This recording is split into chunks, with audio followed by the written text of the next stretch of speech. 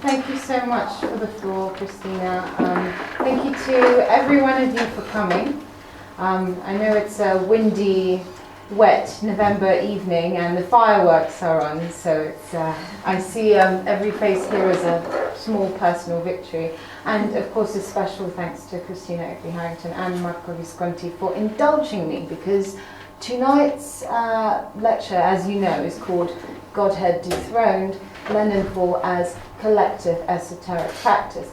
Now, I must admit that I have been a little bit cheeky, because we're not really going to be talking very much about gods or, in fact, esoteric practice. We are going to be talking about Leninfall, which was the mass toppling of Lenin statues across Ukraine between late 2013 and sort of mid-2015, when the Ukrainian government passed a series of decommunization laws and thus brought this phenomenon, made it effectively state policy. The interesting thing about this particular talk for me also is the fact that I come from a background of international law and international relations. Not so much art history or even study of esotericism as a subject. However, when looking at Ukrainian, not just politics, but shall we say cultural practice in situ, so as many of you may know, I run the Triptych Gallery in Kiev. So my research is very much practice-led, and from the summer of 2014 I have rebranded the gallery, which in fact my family owns, and I've been running it for 2 years now. And this has given me an unprecedented insight into the realities of being a cultural practitioner in Ukraine, that actually many academics, I feel, don't have that insight. And one thing that struck me is that when looking at this process of decommunization, within which Leninfall is part of that, I noticed that in fact the narrative didn't really fit into any of the logical frameworks which we had available. There wasn't really a theory of international relations or a precedent in international law that could really truly explain this phenomenon. And I sort of looked to different frameworks, different disciplines, to try and give it some sort of, imbue it with some sort of meaning. And in fact, I chose the term collective esoteric practice because Leninfall was, had sort of three tropes. It was ecstatic. So the actual act of toppling the statues, especially in the early days of the protest, of the Euromaidan protest, it was a very ecstatic, a very cathartic action perpetrated by a radical minority in the wake of a sort of passive majority, which wasn't quite behind it, but then got behind it because of the sheer violence and the sheer presence of that moment. And we will talk about that in further detail. The second thing, that it was largely unconscious. And when I say unconscious, I mean that in a very kind of Jungian sense. We are appealing to the collective unconscious. It was motivated by an intrinsic existential need of the Ukrainian nation to define its place, both in its own historical chronology and also in the geopolitical plane. And the third is that Leninfall had very little to do with Lenin. And this is one of the little paradoxes of this lecture. Leninfall really was not about Lenin, and in the political narrative surrounding this, there was very little discussion of the actual historical personality of Vladimir Ilyich Lenin. And in fact, there was very little historical discussion, full stop. It was, and this is sort of, a drum roll, this is the main idea that I want to convey to you today, and to encourage you to think about the Ukrainian reality in this kind of more, less systemic and more kind of intuitive way, is that Leninfall is an example of contemporary magical thinking, and I will return to that again and again throughout the presentation. Next slide, please. I think it's necessary to start from the very beginning. And when I say that, let us think about the notion of worship. Now, throughout history, throughout prehistory even, most civilizations were known to worship two things: trees and stones. And the interesting thing about those two models of worship, which very much fits into the remit of Treadwell's, is that the worship of trees saw people very much identifying themselves with the tree. So much like the human being, the tree has a trunk, it has branches which are much like arms, leaves which are very much like the hair. I mean, we have this Ovidian imagery coming in. It's rooted into the ground in the same way as people are born from the land and are rooted in land. There is a certain warmth and a kind of dynamism to the tree as an organism, and the worshippers recognized those parallels. Now, the other thing that people worshipped, and in fact used within worship practices, were stones. And of course, the stone, it's very different. There are no immediate parallels that you can draw between the human being and a stone. I mean, the stone is not a living creature. It doesn't have the same life cycle as an organic organism. And it is this permanence of stone and the unclear nature of the origin of stone which leads us to think, I mean, what is it about stone as a material that has encouraged people time and time again? I mean, we see this throughout all the ancient civilizations and throughout most historical periods. It is really to stone that we turn when we try to set something in stone, to truly commemorate something. So there is an intrinsic link between stone as a material and the notion of memory and the notion of consensus, because only a collective can truly agree to put something in the public space that is representative of the common history of that collective.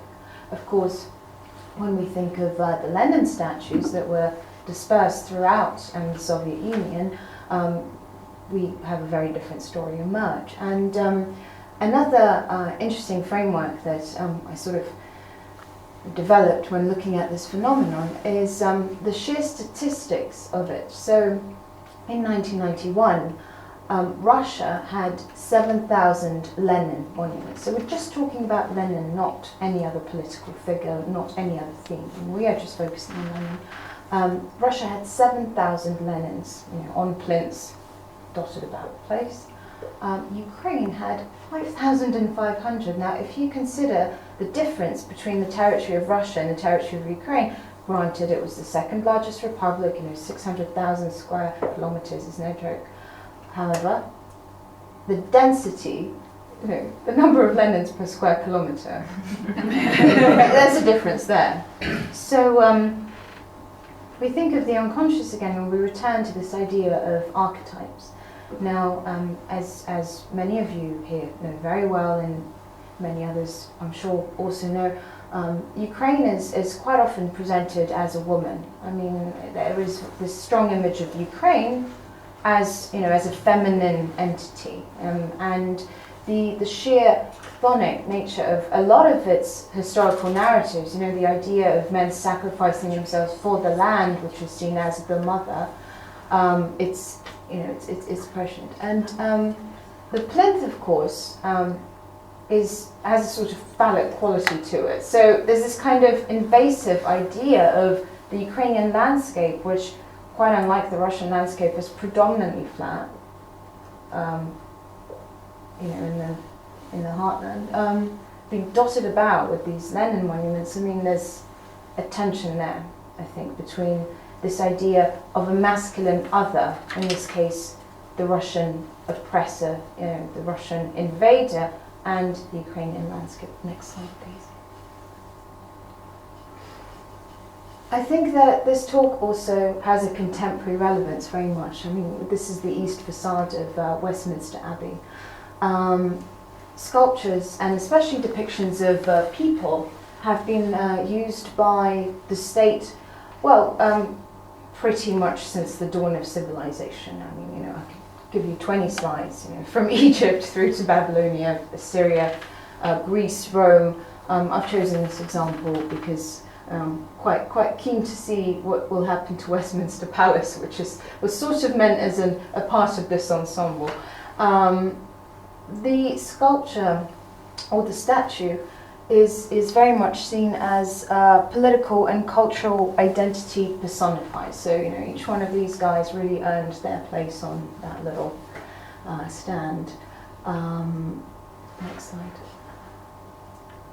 The sculptures that surround us in the urban space are quite often go unnoticed. So you speak to your friends who are commuting in London daily. They might go past Boudica, for example, 1,000 times, in the space of a few years, and not really realize that she's there. But she is very much there. I mean, if you really look, you can see it. So actually, the statuary within the urban environment is a very powerful tool. And of course, that would be very different depending on where you go in the world. I once heard that in Latin America, in many countries, when yet another military dictator was deposed, especially in the 19th and first half of the 20th century, they would not get rid of the statue. They wouldn't destroy it. What they would do is they would tear the plaque off, put it somewhere really innocuous in a side street, and just call it the Wandering Knight. They just put a really sort of cheeky, ironic plaque to sort of really subvert that idea of grandeur. So you have all these guys on horseback dotted around, your Limas and your insert other Latin American city. I don't have the facts, so don't take me up on that one. Which is quite an interesting idea. The plinth in this case, or the thing that the sculpture goes on top of, whether that be a building or part of a larger structure, is also very important because it sort of divorces, the mundane, the everyday, from the elevated, that which has entered the canon, that which has entered history, and in a way the Olympus of this cultural space. In a way, Boudica is deified in this depiction, and of course, we've all got the B word on our tongues and minds. That's Brexit, in case you're wondering. And we're thinking, how are we going to rewrite the national narrative? I mean, who will be our heroes? Which episodes in history will we be turning to kind of redefine this idea of Britishness, and moreover, the presence of Britain in the world? Next slide. So statues, it's not just about Lenin, it's certainly not just about Ukraine. So does everybody recognize which statue this relates to? So this is Cecil Rhodes. Yeah. So Rhodes Must Fall.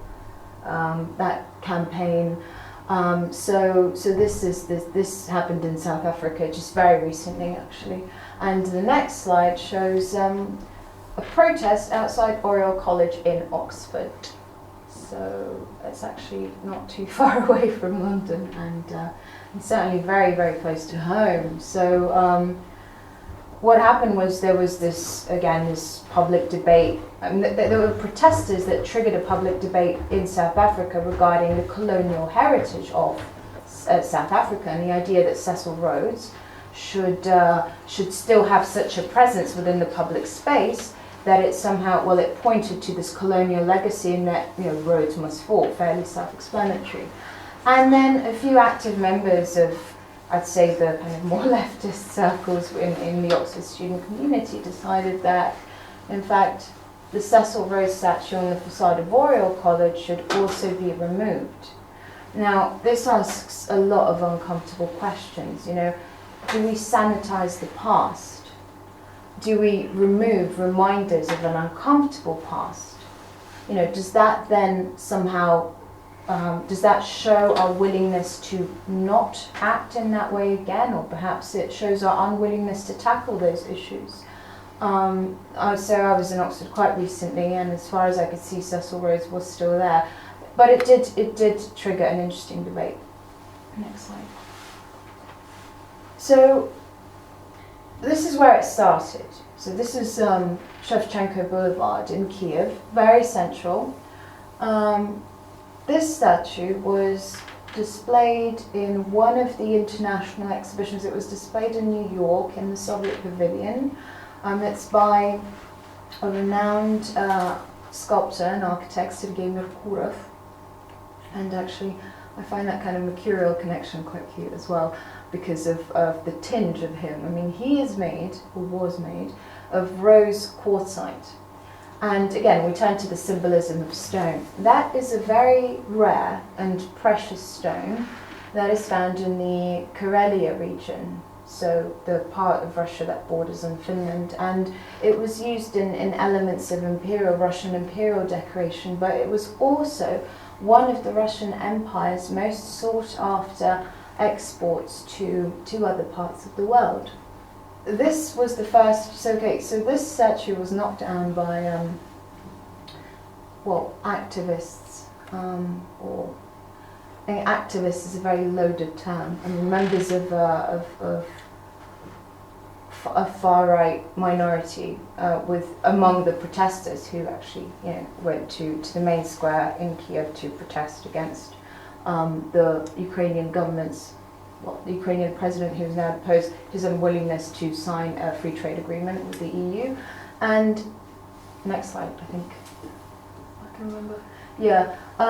Within the context of those early days of the protests, this statue became very much politicized. So, you see the riot police sort of protecting the statue, when really they kind of should be making sure no one's getting hurt in the peaceful protest at that stage. So the statue became associated and linked to this, oppressive government, which was taking cues from the Kremlin, was not listening to the will of the people, and there was a lot of hate focused on that little guy over there, even though he had stood there for years and years and years. I mean, since, I believe, 1946.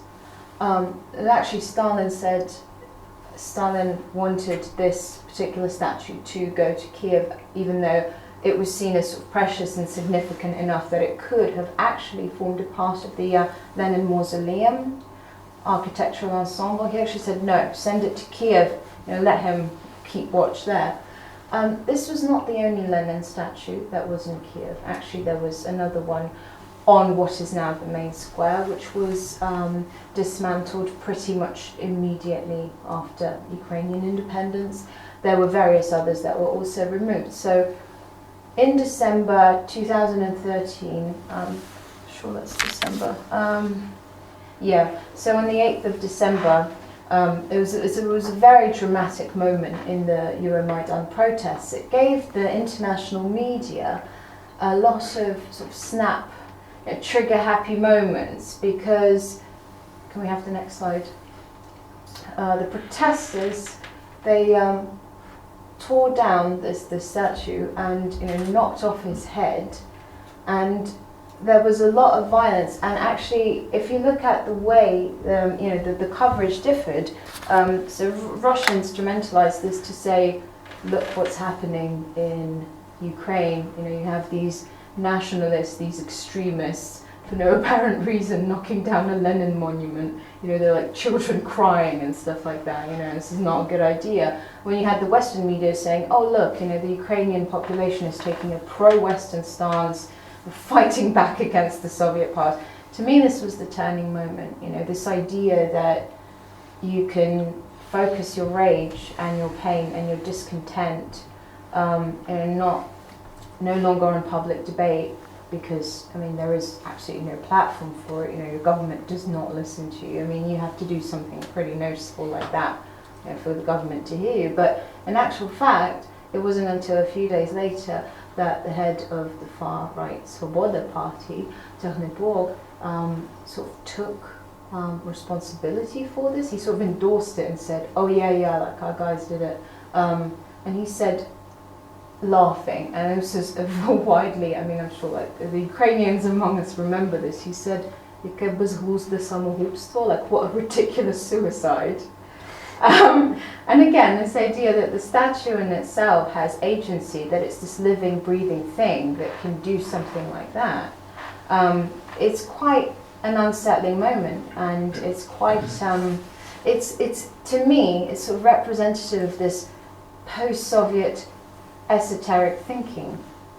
The notion that it is cosmic forces and not political processes that actually govern the way things operate. And this idea that, you know, cosmic forces, like a bolt of lightning has to come down and strike Lenin, you know, to generate actual change. This was a pivotal moment, in my opinion, in the protest mix. This is a photo that was taken in the Ukrainian National, the Ukrainian Museum of National History, and this already shows you a display detailing the Euromaidan protests, and this is a bit of the Lenin statue. So it's very much part of that narrative of the Euromaidan protests. And Lenin really was a focal point. And you can see the stone quite up close, as far as you can do it with a not a very good quality phone through some glass, but it really is a beautiful material and quite rare to find. Next slide. This shows a protest in Belarus. In Belarus currently has the second largest number of Lenin monuments. I mean, you know, the correlation there is pretty transparent. I don't need to kind of stop too much on that. But again, this idea that, you know, the riot police are congregating on the main square, where this huge, rather unwieldy looking Lenin at a sort of frame thing. I mean, I don't know what that is. It's kind of meant to be a tribune. It looks a little bit like a guillotine, someone said. Is standing. Now, let us just for a moment consider that Lenin statue isn't there. So consider the constructivist architecture around that sculpture. The sculpture is a very important part of this ensemble. So the whole thing was designed and created with this completely different aesthetic in mind. It was created with a purpose, you know, of displaying kind of the grandeur and the monumentality and maybe the gigantomania of the Soviet Union. And you will find in a lot of post-Soviet cities that it is in fact the Lenin monument that was the focal point of the urban planning. Everything would sort of, you know, be planned around that. And this is a very similar problem to the one that Kharkiv is facing. So Kharkiv is a major Ukrainian city, sort of in towards the east, where the Lenin was also removed, and that wasn't sanctioned by the state. That was also the action of activists. Is that on the largest square in Europe? So physically, it is the largest square in Europe, which was designed by a group of constructivist architects in the 20s. The Gazprom. We don't have, the Lenin is not there, so the whole thing doesn't quite make sense in its entirety. And were we to replace that Lenin statue, we would have to put something that looks kind of pretty much a lot like Lenin to preserve the integrity of that. Next slide, thank you. Here we have an oil painting from 1972, which shows the very same Lenin that you saw a photo of earlier. And you see some young pioneers lining up in front of the Lenin. So, and you have the different flags of the different Soviet republics being flown. So this is probably, you know, either the 1st of May or some other, you know, major celebration. So again, you know, the Lenin statue, there is something really quite pagan about this imagery, right? If you just dissociate from the kind of Soviet history context, you know, children, girls with coloured ribbons in their hair, flowers, banners, everything is in full bloom. Everything is verdant. You know, this idea of virility, of life, of strength and unity, and very very simple, but yet very innocuous. So I think to to the contemporary eye, this looks very, it looks sort of quite kitsch, maybe, quite staged, quite retro. But actually, if your visual experience was really quite limited, and this is only really the sort of art that you came across in person, it would have had quite a dramatic effect. So it shows, and again, Lenin, so he pretty much, he takes center stage here. You're kind of forced. The proportions are completely distorted. I mean, that plinth is not as high as that. He's sort of really elongated to fit within the composition. He's very much the focal point. And he is a benign presence, but he's also a very dynamic presence. He's sort of surging forward, which is why I'm saying it's curious that this is a statue by Myroslava, because he kind of has a kind of very Mercurian flight kind of body language going on there. Next slide. So we talked about stone and the memorial vocabulary of Soviet cities, and the idea of the collective, of the collective. And here we have what is probably, I confess, my favorite place in Kiev. This is it's currently known, may well be renamed. This is known as the Great Patriotic War Memorial Complex. And this is the Motherland statue, which is one of the 10 highest statues in the world, alongside Jesus in Rio and the Statue of Liberty and the Eiffel Tower. The Eiffel Tower is not as tall as that. And this entire complex, if you will, formed it's a memorial passage. So you're meant to sort of go down into the hill and round and through and sort of here, within that, inside the archway are carved stone figures of the Red Army forces as well as the home front. So the people who withstood Nazi occupation in Kiev, the people who helped the front, and they're really harrowing statues.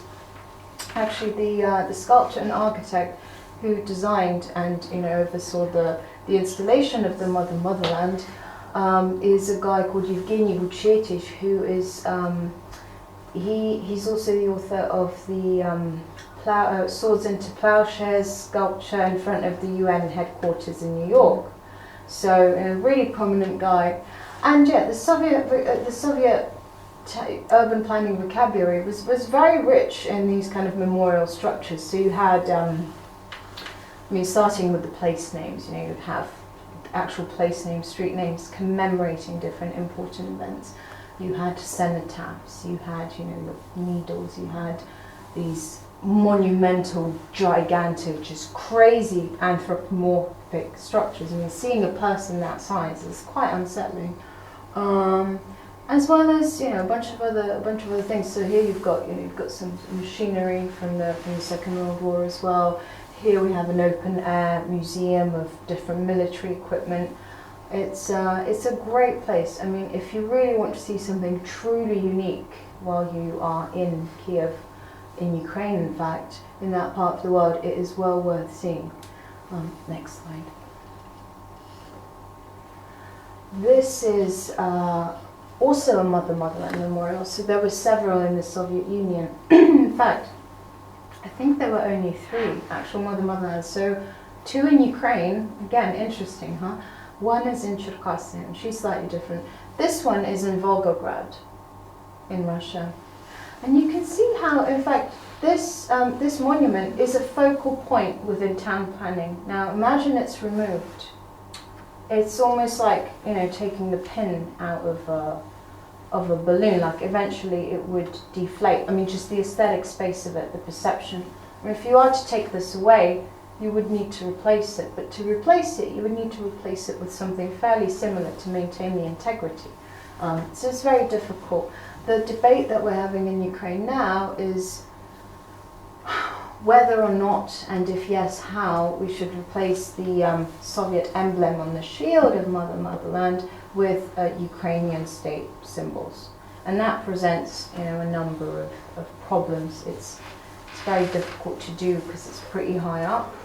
It would cost a lot of money, and with the current actual war in Ukraine, it might not be the best use of taxpayers' money. And the third thing is, well, is it right to replace the Soviet coat of arms with, say, the Ukrainian trident? By slapping on a different logo on it, it's not going to be any less of a Soviet monumental sculpture. It's just, it's really not necessarily the best. I mean, I have my personal opinions about this, but I just want to put this on the table for now. Next slide, please. Okay, so this is the dismantling of the Lenin that was in the main square in Kiev. This is 1991. And you see, it's interesting. I mean, you've got, it's sort of very pagan, so you have immediately these sort of symbols by association. So, you've got the swastika, you've got, for whatever reason, the five-pointed star. I mean, having said that, that's sometimes like the five-pointed star and the Star of David is like confused in people's minds. The kind of person who goes out and does that is often, a bit confused about which is which. But for some reason, there's a pentagram there, and it says, like this bit, idol, like that says idol. Right? It says that this is an idol that should be removed. And when we talk about Leninfall, we forget, of course, that this is not the first time that Lenin statues are being removed in Ukraine. So actually, the first sculptures to Bolshevik leaders were disappeared from Ukrainian cities even before the breakup of the Soviet Union. So, for example, the Galicia local administration, and this is the westernmost province of Ukraine, ruled the removal of Lenin's, Dzerzhinsky's, and others, and other Western Ukrainian provinces followed suit. And there were sort of several waves of decommunization. And a large one took place under Viktor Yushchenko, whom you may know from the Orange Revolution, like the previous revolution that we had, not the one we just had, the one we had before that, where between 2007 and 2009, 400 memorials to communist leaders were taken down by presidential decree. And 3,000 places that bore the names of Soviet heroes were renamed. So this was a gradual process. However, the Baltic states, Poland, Hungary, they actually had policy in place. So when they became independent, or when they sort of clipped their ties to the Soviet Union, they were pretty quick to put all of their statuary in one place. In Hungary, there's the Grutas Memorial Park. No, sorry, that's in Lithuania. In Hungary, it's the Memento Park. In Poland, there's also a park of communist sculpture. In Ukraine, many of them remained, and actually a lot of local people, especially in the eastern cities, could not fathom what their towns, what their cities would look like without the Lenin. So, like, a lot of people just said, "We'll leave him there." Actually, there was not a lot of policy in place. So, in fact, the decommunization laws that are in place now, they had a largely reactionary quality. So it was only after 18 months of activists actually knocking down Lenin's that the government said, oh, actually, we should sort of legislate about this, and then it was removed under the guidance of the government. So, to me, one of the reasons why I call this an esoteric practice is because this is not the result of policy. I mean, this is the result, kind of policy, but what we saw earlier in the slide, I mean, that's not policy. It is this cathartic, spontaneous, collective thing. Next slide, please. This is Berlin in 1989. And again, this idea of veneration, this idea of stones being changed, their shape being changed, either through the loving caresses of children's hands, generations and generations and generations one upon the other, or through the heavy blows of hammers and other heavy implements. I mean, here, this has got more of a kind of rubbernecking, voyeuristic quality to it. Lenin has come down, and the people who are still kind of wearing this, kind of almost Soviet-style clothing, they cannot believe it. To fathom the fact that Lenin has fallen, they have to touch the fallen idol to assert that it is in fact down. Next slide. Does everybody recognize what this is? Yeah, so this is the Lenin Mausoleum in Red Square. And you could see elements of rose quartzite on the top there. So this is quite a curious thing as well, because it's been likened. You know, this structure has been likened to a number of different things. So from a Babylonian ziggurat to an Egyptian pyramid to the Mexican pyramids, but it certainly has that kind of sacrificial pyre / sacred, you know, funerary, either tomb or temple. It definitely alludes to these past civilizations. And in fact, if we look at the next slide, we can see the mourning chamber. This is Lenin's sarcophagus, which is decked out in rose quartzite. So again, we see this strong connection with that first fallen Lenin. If we look at the next slide, does anybody know what and where this is? Isn't that Napoleon's? Indeed. And this is Napoleon's tomb in Les Invalides. And the French bought a large, I mean, this was carved out of a solid piece of rose quartzite, which was one of the most expensive things that the Russian Empire had sold to France. And it's just, you know, to think about it in this kind of cross-temporal, just really wacky, eclectic way, you kind of see what Lenin's successors were trying to do. They were trying to imbue the dead man's embalmed body with a kind of sacred significance that it might not necessarily have had if you put it 6 feet under and, you know, had just a little something. I mean, Napoleon's tomb, using, you know, the same material for Napoleon's tomb and for Lenin's tomb, it's definitely symbolic action. This is not, you know, you don't just sort of say, oh yeah, we've got some more rose quartzite around the back, shall we use that? I mean, it's definitely there by choice. And these almost intangible links within the aesthetic and within the symbolism of this aesthetic, it shows that actually these ties, they go far, far back. So in fact, if we look at Soviet art in the way it's highly academic, very formal, Soviet art post-1932, after Stalin's decree, harks back to the French, or the European, but predominantly the French Academy, and says, look, this is the standard, this is art that's accessible to the people, this is the sort of art that we want to be showing to our people. It's aspirational, so it shows them where they have to be. It's sort of half a step ahead, and yet they can identify with the subjects. So choosing the historical painting, monumental oil format, and depicting scenes from everyday life, from ordinary people. I mean, it's something that's already been used by the French Academy, you know, to subvert that idea that only great leaders, that only great men deserved these kind of depictions. But it had never previously been put, you know, on the same kind of scale.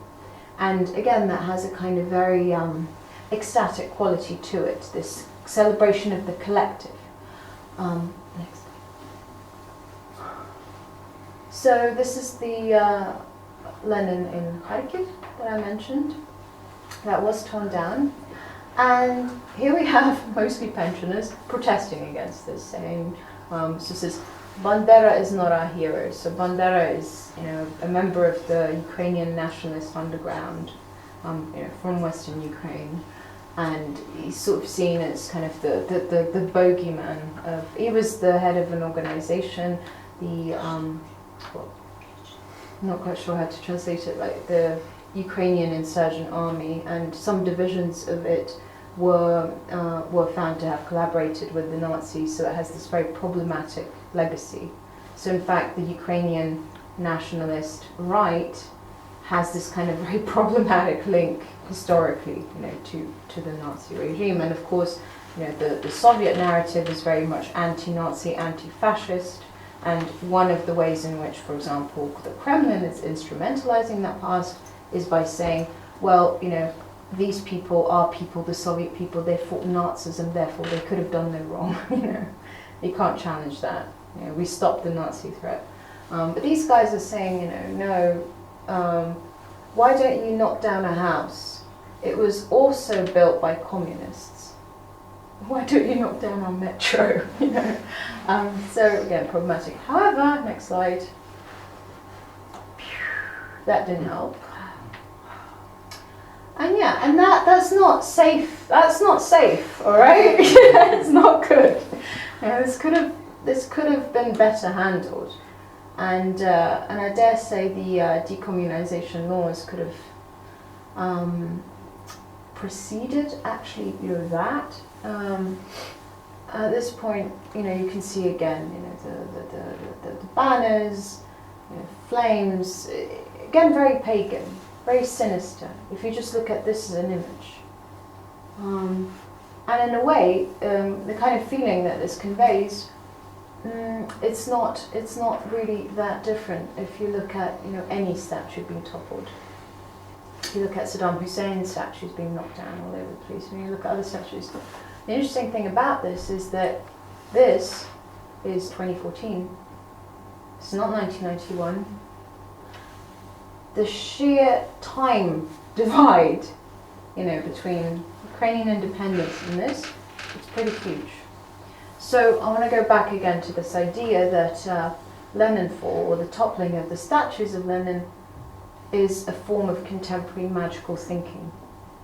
Okay, so by knocking down Lenin, we somehow correct the mistakes of the past, we reclaim our past, we the Ukrainians, we reclaim our past, we purge our past of the Soviet oppressor, we purge our urban space of any reminder of the Soviet oppressor, and this somehow ensures, a bright and prosperous and united future.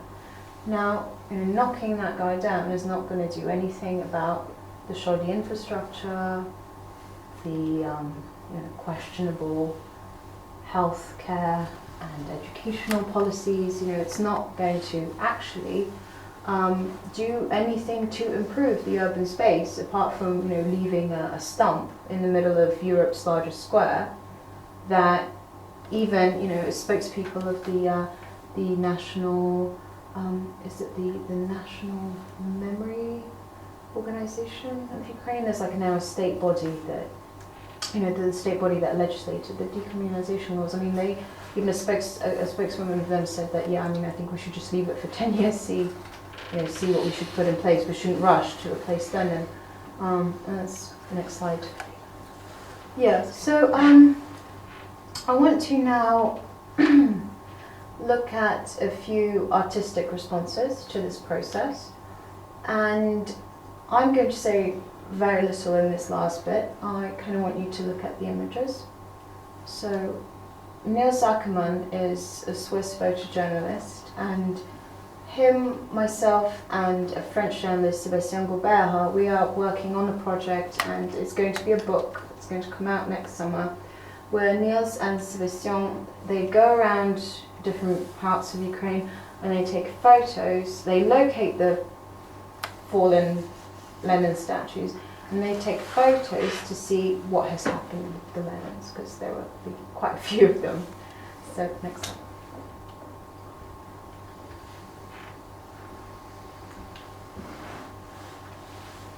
And you see that's Lenin, another Lenin, Stalin, and Gagarin, Yuri Gagarin, first man in space. He's been tarred with the same brush. It's kind of... I am trying to be a little bit provocative here, so do feel free to disagree with me later in the discussion, but it's not about personalities, it's not about what Lenin did, it's about what happened to Ukraine during that time. Okay, I really saw very little within the discussions, in the media, political discourse, just sort of your man on the street. Very few people said, "Oh yeah, we really hate Lenin."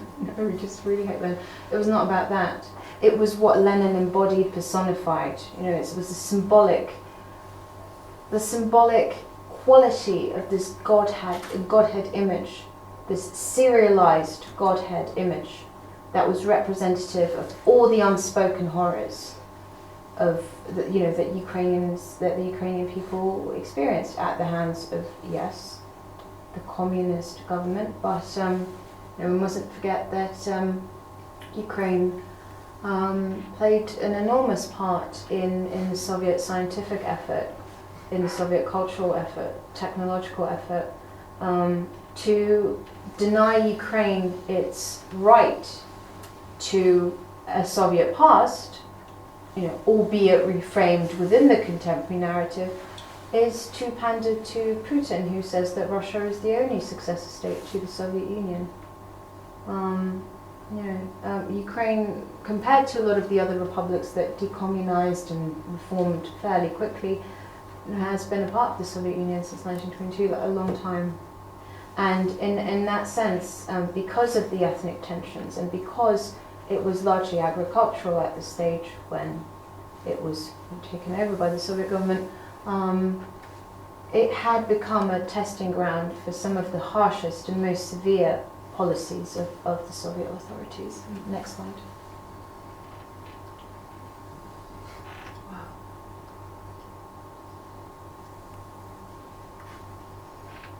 Next slide.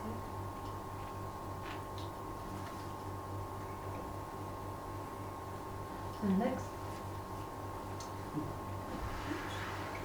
So this is in Shabor, in the Odessa Oblast. So here Lenin's been made an example of in this manner. And actually you see this quite a bit. You see monuments being upcycled and repurposed. You saw the image that was chosen kind of as the title image for the talk. We'll see it in a second. Next. Yeah, this is one of my favourite ones. He has hundreds of these. And it's going to be a very painful selection process because I think Fuel Publishing only go as far as about 200. But this shows, you can see it's a private warehouse. And there are also some paintings in the background. But yeah, it's suddenly, when you put Lenin in this very uncomfortable, unsightly environment, because it's in the form of a human being, you start to kind of almost feel empathy for him. You want to sort of put a blanket over him, and huddle him. And a lot of people have said that, looking at these images, like, you can go, oh, poor Lenin. It's a very kind of empathetic, very immediate, almost knee-jerk reaction, like, oh, poor Lenin, what's he doing there? Next slide, please. This is in the National Museum of Art of Ukraine. And this is basically in the foyer. These were so heavy, still are presumably, that they had to build a kind of white box around them to box them in. So this is right in the foyer, kind of as you enter. Well, kind of not right in the foyer, but it is in the main kind of bit on the main staircase. There's this white box, and this is what's inside the crate. Oh, by the way, that is not a Lenin statue. That's a beautiful example of Ukrainian symbolism from the late 19th century, but I don't know what it's doing there. Next. Yeah, and actually, this is, does everybody know who this is and where? Christina? British Museum. Yes. Sekhmet. So this is the Egyptian goddess Sekhmet. And of course the famous statues, sculptures in the British Museum. Now again, I play with this idea of the serialized God image. It's sort of collective imagining of an idea, effectively a concept that is channeled and embodied through this entity.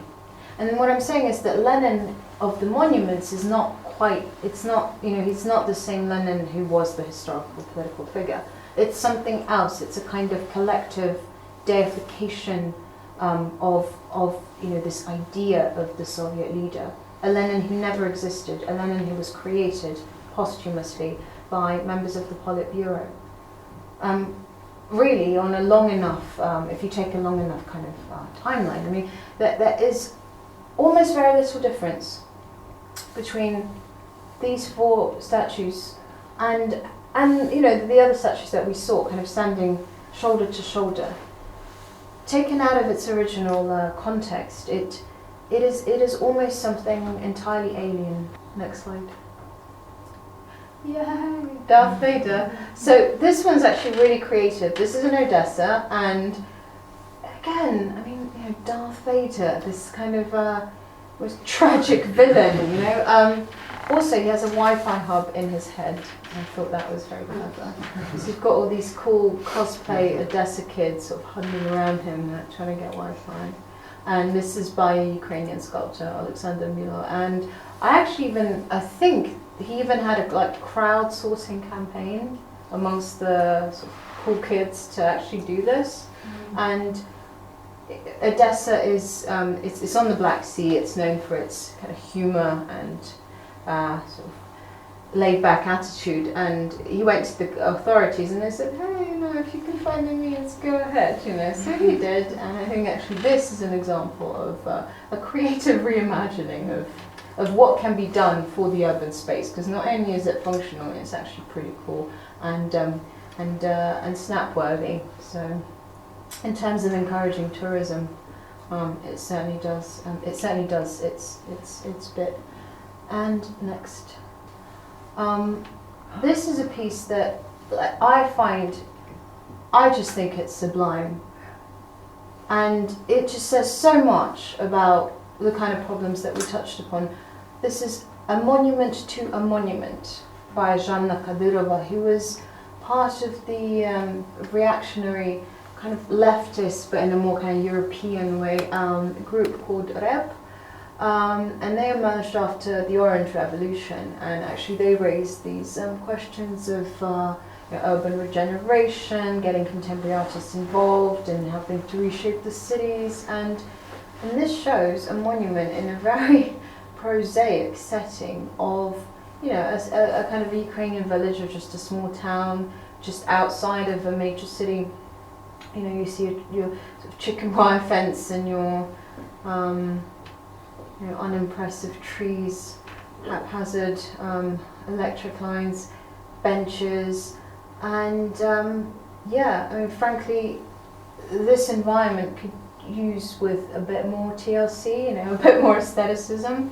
And quite often Lenin, I mean, she's making a comment on this idea that quite often Lenin was pretty much the only thing of any interest, you know, visually that was there. Everything else was built around him. And it's also touching on the question, you know, is the statue obsolete? Is the monument obsolete? Certainly in Western democracies, we tend to think of states that like to put up a lot of statues as decidedly undemocratic, especially if it's the statue of the same person. You know, and it's very funerary as well. It sort of reminds us of kind of romantic with a capital R, Victorian funerary statuary, but done, you know, in tiles. I mean, tiles are very much a visual trope of the post-Soviet environment. She did a whole series of which she called monumental propaganda, where she just had these sort of really crude, cartoonish scenes of kind of like guys in you know, in tracksuit bottoms holding beer bottles and really trashy girls, but done in that kind of Soviet propagandist style, you know, and she sort of put them up randomly on the sides of buildings. I mean, they were great. Monument to a monument, you know, is the monument obsolete? Next. This is a painting from the 80s by Nikolai Chernikov, who was, I wouldn't say that he was, you know, a dissident artist, because he wasn't a member of the Artists' Union, and in fact his father, Vladimir Chernikov, was a renowned artist and very much in the official vein. Nikolai had a really kind of tough time in the sense that he was part of the establishment in a way, but he never really quite fit in. And this is a state commission that he took on, which was rejected because it was seen as just too wacky and too crazy. And this is called The Unveiling of a Monument. And he's actually a very interesting character who rather sadly died quite an early death. And he left behind a whole series of kind of ramblings on kind of philosophy and religion and stuff that he thought about, and these were sadly they kind of got lost, but I think the family didn't really want them to be around, and he created these this is actually the last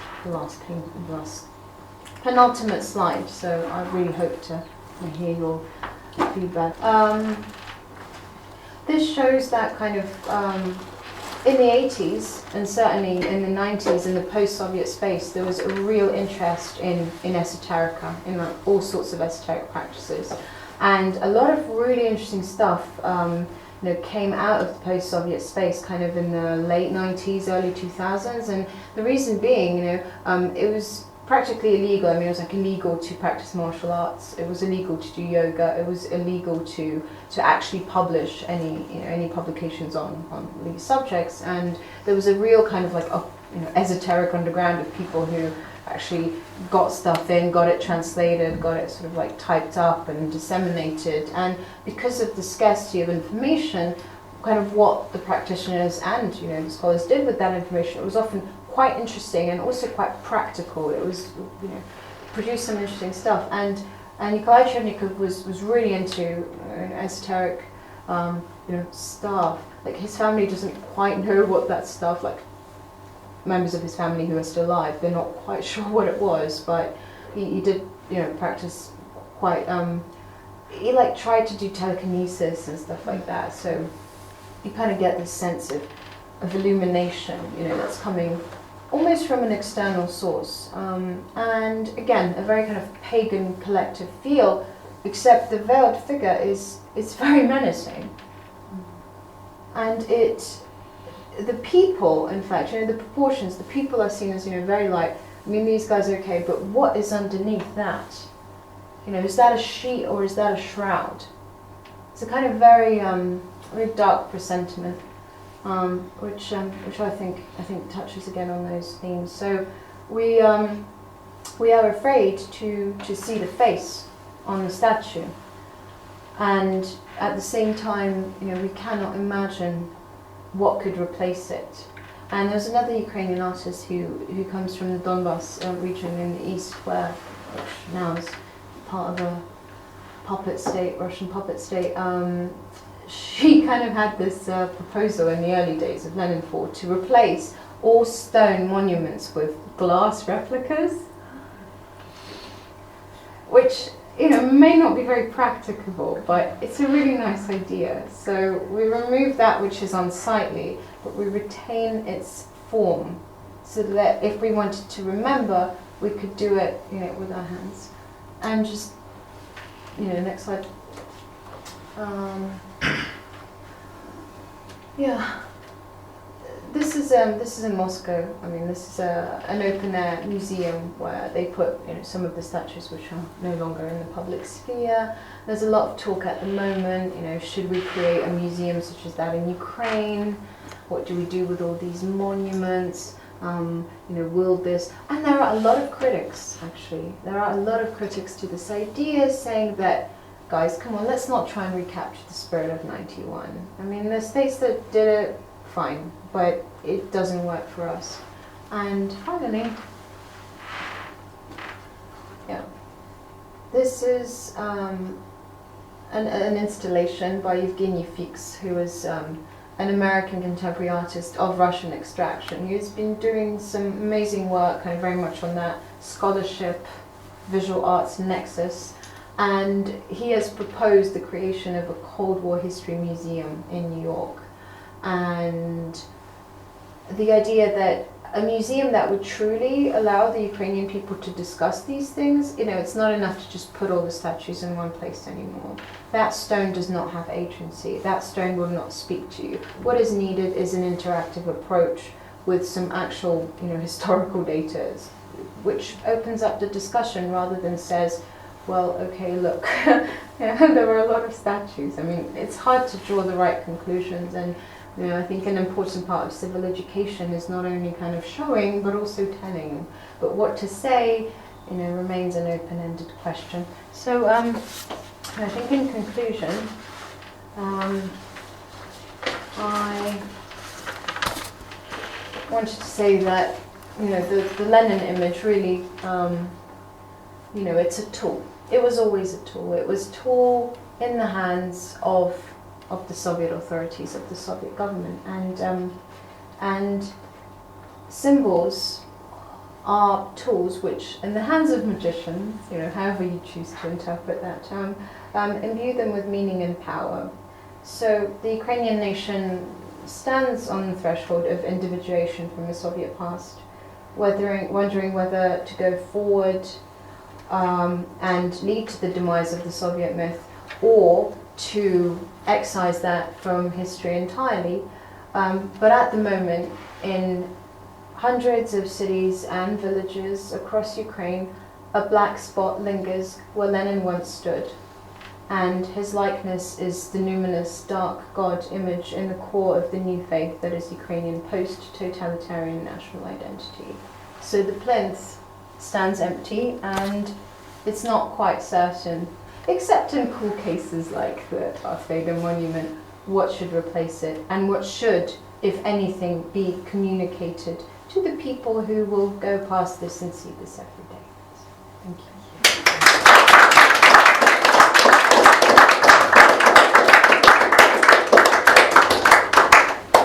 Yeah, thank you so much for that. Keep this up. Let's keep this on. Right. There's so much to think about.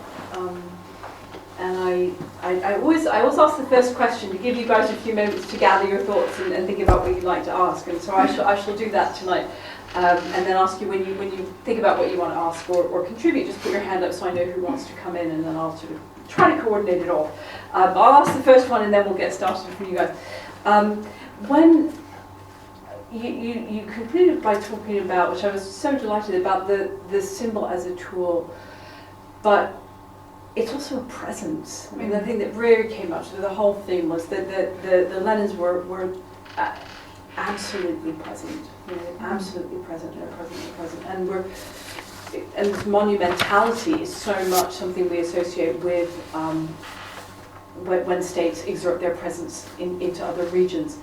And I was really struck by when I went to the Vietnam memorials and the memorial in New York after the 9/11 memorial, how they just what they made was space, and that's sort of uncanny. It's very I found it like part of me just didn't.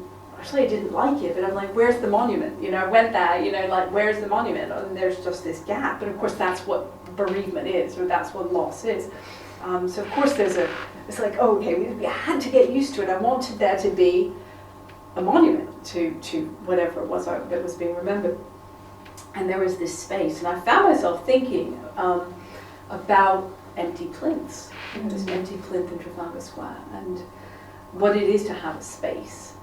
For there to be, I don't know, does a space have its own kind of presence? So I don't know, I throw that out there for your thoughts. Yeah, well, actually, I mentioned Niels Ackermann's project, and Niels got into a bit of a tiff with a guy who's American, who's running around taking pictures of empty plinths. Because he was very concerned. Maybe because he's been to the Vietnam Memorial as well. Yeah. So there's this other guy running around Ukraine taking pictures of only the empty plinths, and there are kind of a lot of them. And I think to answer this question, I would say that, there's a helpful concept in post-structuralism in French philosophy, the idea of surrupture, under erasure, that kind of helps to tackle this. The idea that an absence of something is the presence of that thing, kind of like a sunspot. You see the empty plinth, and in a way, if you know what had been there before, you kind of imagine it, but your memory of it is, you project your own kind of memory, your own idea onto it. So I think kind of the absence and the emptiness of a lot of these urban spaces. Of course, this is not to say that Ukraine is a concrete wasteland that's just got all these stumps. There are loads of amazing, beautiful architecture from, dating as far back as the 9th century.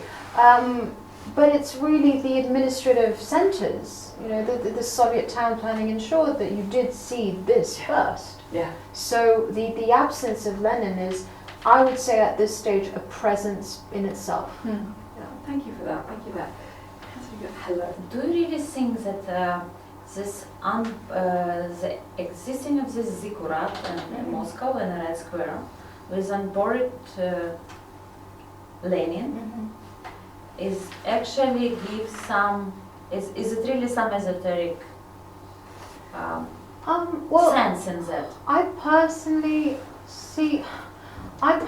don't have an opinion on that. There's every few years there's a new conspiracy theory. Like, what I really love about the post-Soviet space is, in fact, it's very rich in its contemporary folklore. You know, every few years there's a new conspiracy theory, and actually on that point there was one a few years ago which I thought was really rather good. And I will find that, because, as I've said, it's hard to make something up like that, but some people do it. So it's this idea, oh yes, here it is. And it sort of circulated in the Russian media, it was not even the Russian media, it got put up on some website, and then the Ukrainian media translated it and put it up on Сегодня, and then which is a sort of a newspaper, and then the Georgian media caught wind of that and translated that, and it became this whole thing. So this is this idea. So a recent conspiracy theory which gained traction claimed that evidence presented by a certain Jacques Monroe of Denver University. Look, I contacted Denver University. I said, do you have a Jacques Monroe? Never heard of him. Fine.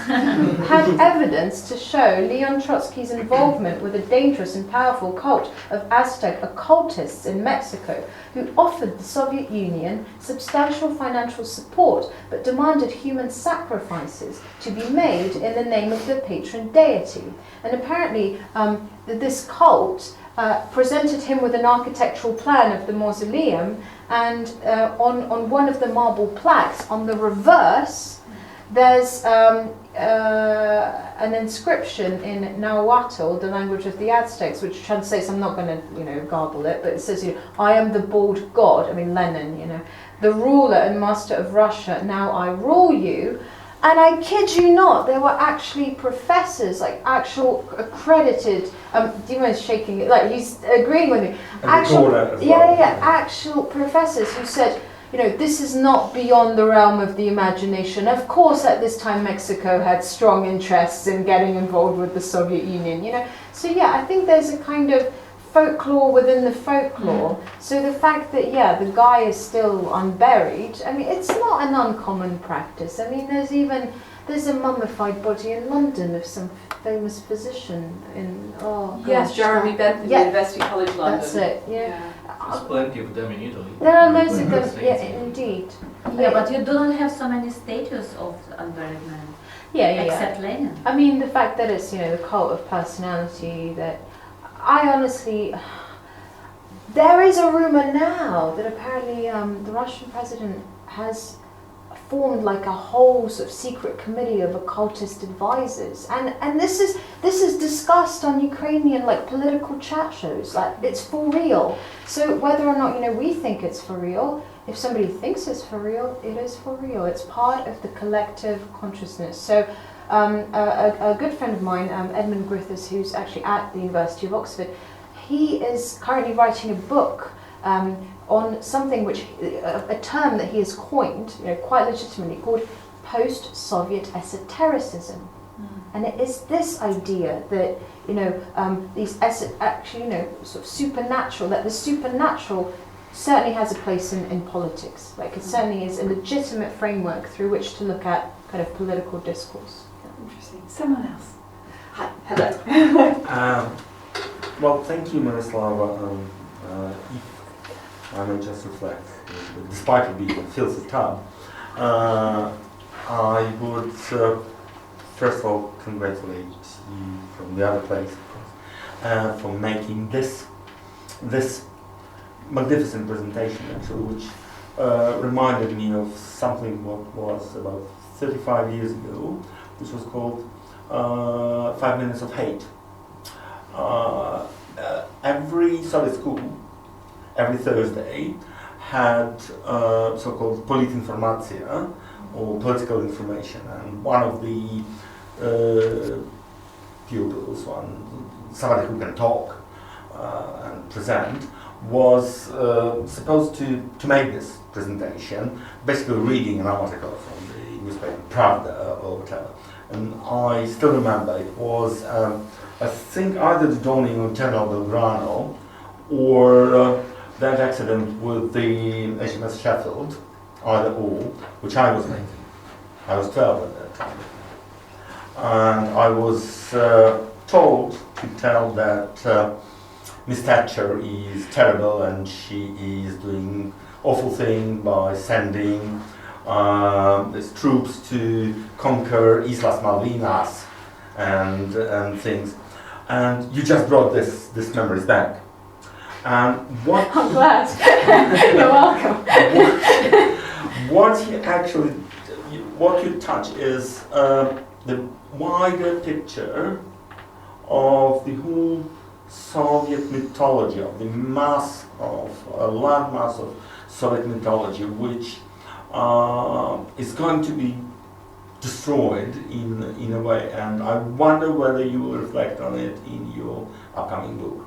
Thank you. Well, thank you for the question. So the purpose, I should say, the purpose of the book is to highlight Leninfall in Ukraine, sort of 2013 to 2015, as really a unique phenomenon because of that huge divide in time. So mass topplings of statues are, I mean, it happens, But this particular one just has this whole other metaphysical dimension, which I did not ever see kind of in recent memory. So, the idea is to kind of put that in a global perspective. Well, statues are falling everywhere, but what's special about these ones? And yeah, for sure. I think the most remarkable thing about this whole process is for 20 odd years, nobody touched them, nobody noticed them. They were so innocuous. And to go back to your question, now that they're not there, there's this heightened importance of erasure. Yeah. So by focusing that kind of public hate and attention on those things, they now suddenly have gained this. Well, I mean, they're all gone now. There is not a single Lenin monument left standing, and it's a progressive thing. Yeah, I mean, whether I will touch upon Soviet mythology, I certainly think that Soviet mythology had a very visual dimension. Yeah, I will. Thanks. Hello. First, congratulations to Myroslava on her lucid, interesting, and far-ranging talk, which I enjoyed a lot. Just a question about the basis for this high density of Lenin statues in Ukraine. Do you suppose that came about through instructions from Moscow, or do you think that it represented some Ukrainian response, some element in Ukrainian, say, collective unconscious, but certainly antedated communism, to which these statues answered? Well, I cannot speak to what happened in the 1920s, 30s, and 40s really now, because I don't really have the sources to hand. I mean, what I can say is certainly from the interviews that I conducted with some of the activists who removed the statues, and also some researchers who then tracked them and talked to them, is that also, I did speak to state representatives. There was this real fear when Leninfall was happening among local as well as city administrations. I mean, they did not know what to make of it. Because on the one hand, you've got the population that's just ousted a president. You're not going to be like, no, people, don't touch Lenin, At the same time, they were afraid that the central government did not actually approve of this. So one of the artists, which I just did not have time to mention, because really it opens up a whole other can of worms, Evgenia Belarusets, she phoned around these local administration where she knew for certain activists had removed Lenin, so she called them up and said, where's your Lenin? what did you do with your Lenin? And the kind of fear that these guys, they actually, what? No, oh, well, who is this? Oh, he's fine, he's just standing, and she knew for certain that, there's this real resurgence of fear. So I think on many local levels, local administrations may have wanted to pander or even preempt what they thought the centre wanted, just to make sure they were on the safe side. Let's put one up provisionally, see what happens. But whether or not, the population, I think the element of fear, I think we're kind of chuckling about it now, but we do have to be aware of the context of,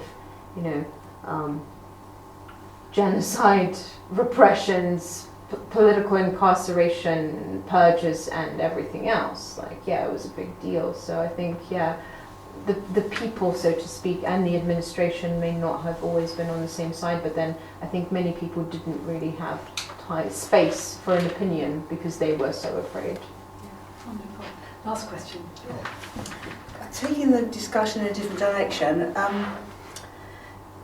into the more mythical realm, if you like, and thinking about Freud's idea of the return of the repressed, and you were sort of implying that this was a phallus, and you've got the motherland, and they're sort of big archetypes. I didn't have a chance to talk about that. No. Like, just to say, because we haven't experienced anything like this in this country, but obviously in this country we have had a resurgence of, the idea of the return of the female presence and what have you. And scattered around London, we have a lot of statues of very, noble statues of men during the war who we would honour. We do honour the people who fought for us.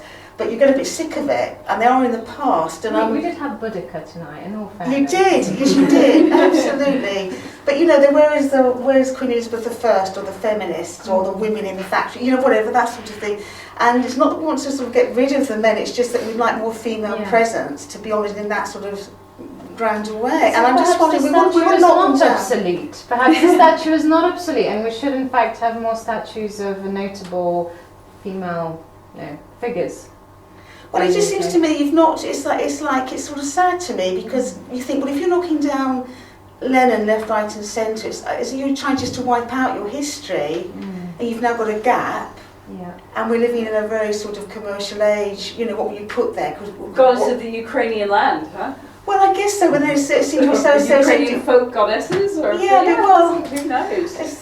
But it's not all forward looking and backward looking. But of course, the motherland still, and those big statues are so sort of communist, aren't they? Those gigantic figures. Yeah, there's certainly a very keen and urgent search for a new aesthetic that would represent Ukraine. But you can't sort of just manufacture that, can you? No, This is the problem. But there's a factory in North Korea that produces statues for a lot of states in the world, actually, purposefully, for real. But just to say this thing about the phallus and the female, I mean, does that come into the thinking anywhere? Is it just something that you? Yeah, I think it does. I think. In all honesty, again, I could give a 10-hour sort of spiel about this, but the notion of parapraxis, the idea that we are subverting the Lenin image with something else, like with Darth Vader, for example, it's certainly very much there, but in this case, take it more as a kind of rhetorical device than anything more than that at this stage. See a couple more questions, but we do always promise to finish up the formal part at 9 o'clock, so Joy and my dear friend here, don't forget your questions, because Myroslava is here, and I want to say a couple thank yous before we open up the bar and invite you to enjoy the bookshop upstairs, the drinks downstairs, chats with our speaker. I want to say one thank you to our very dear friends who have come to help us out on the bar tonight, which is Madeline Spencer and Salvador Lloret. They've both come from a full day at work to help us out to have some wine. Also want to say a special thank you to my colleague Marco Visconti, through whom we met Myroslava, and who's an integral part of our programming and what we do here at Treadwell's. Thanking them. Please also join me in thanking our speaker tonight, Myroslava Hartmond.